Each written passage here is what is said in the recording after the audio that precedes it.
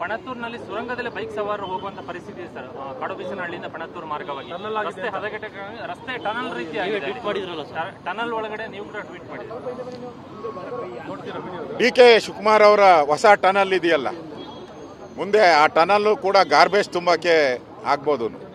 ಈಗಾಗಲೇ ಬೆಂಗಳೂರಲ್ಲಿ ರಸ್ತೆಗಳು ಹಾಳಾಗಿರೋದ್ರಿಂದ ಬೇರೆ ಬೇರೆ ವಾಟರ್ ಸಪ್ಲೈನವರು ಟನಲ್ ಮಾಡಿದ್ರೆ ಇನ್ಮೇಲೆ ವಾಟರ್ ಸಪ್ಲೈ ಟನಲಲ್ಲಿ ನೀರು ಬಂದಿಲ್ಲ ಅಂದರೆ ಮೋಟ್ರ್ ಬೈಕ್ಗಳೆಲ್ಲ ಆ ವಾಟರ್ ಸಪ್ಲೈ ಟನಲಲ್ಲಿ ಇನ್ಮೇಲೆ ಟ್ರಾವೆಲ್ ಮಾಡ್ಬೋದು. ಅದಕ್ಕೆ ಯಾವುದೇ ಟ್ಯಾಕ್ಸ್ ಇಲ್ಲ, ಫ್ರೀ, ಟೋಲ್ ಇಲ್ಲ ಅದಕ್ಕೆ. ಆ ಥರ ಹೊಸ ಸ್ಕೀಮು.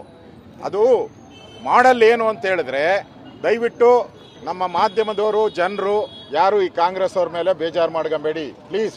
ನಾನು ರಿಕ್ವೆಸ್ಟ್ ಮಾಡ್ತೀನಿ. ಯಾಕೆ ಅಂದರೆ ಮುಂದೆ ಟನಲ್ ರೋಡ್ ಮಾಡ್ತಾರಲ್ಲ, ಅದರ ಒಂದು ಟ್ರಯಲ್ ಇದು, ಅದ್ರದ್ದು ಏನಂತಾರೆ ಪಿಕ್ಚರು, ಟೀಸರು, ಒಂದು ಟ್ರೈಲರ್ ಬಿಟ್ಟಿದ್ದಾರೆ. ಮುಂದೆ ಟನಲ್ ರೋಡ್ ಆತತ್ತಲ್ಲ ಹಿಂಗೆ ಇರುತ್ತೆ ಅಂತ ಬಿಟ್ಟಿದ್ದಾರೆ.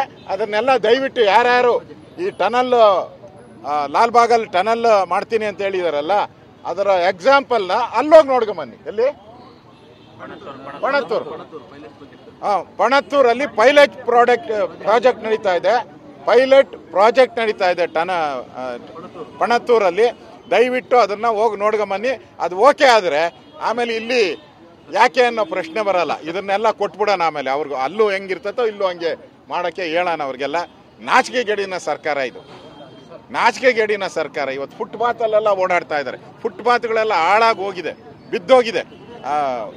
ವೆಹಿಕಲ್ ಓಡಾಡಿ ಫುಟ್ಪಾತ್ ಎಲ್ಲ ಬಿದ್ದೋಗಿ ಯಾರು ಕೂಡ ಫುಟ್ಪಾತಲ್ಲೂ ಓಡಾಡೋಕ್ಕಾಗಲ್ಲ, ಎಲ್ಲ ಮೋರಿಗೆ ಬೀಳ್ತಾರೆ. ಈ ಸರ್ಕಾರ ಬಂದ ಮೇಲೆ ಕಳೆದ 2 ವರ್ಷದಲ್ಲಿ ಏನು ಹಣ ಬಿಡುಗಡೆ ಮಾಡದೆ ಜನರಿಗೆ ಮೋಸ ಮಾಡಿದ್ದಾರೆ. ತೆರಿಗೆ ಮಾತ್ರ ಜಾಸ್ತಿ, ತೆರಿಗೆ ಮಾತ್ರ ದುಪ್ಪಟ್ಟು. ದುಬಾರಿ ಬೆಂಗಳೂರು, ದುಬಾರಿ ಬೆಂಗಳೂರು, ಟ್ಯಾಪೆ ಬೆಂಗಳೂರು, ವಾಸನೆಯ ಬೆಂಗಳೂರು, ಗಾರ್ಬೇಜ್ ಬೆಂಗಳೂರು. ಧನ್ಯವಾದ.